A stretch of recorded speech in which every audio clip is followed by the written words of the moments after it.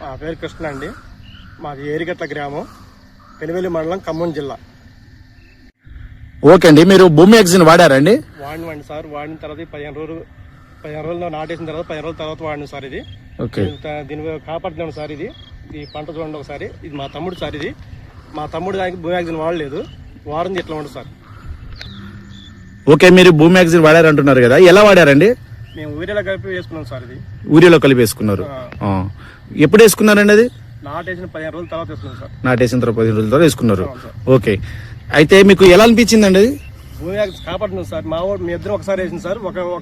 ఒక రోజు 1-2 రోజులు తేడాలో వేసుకున్నాం సార్.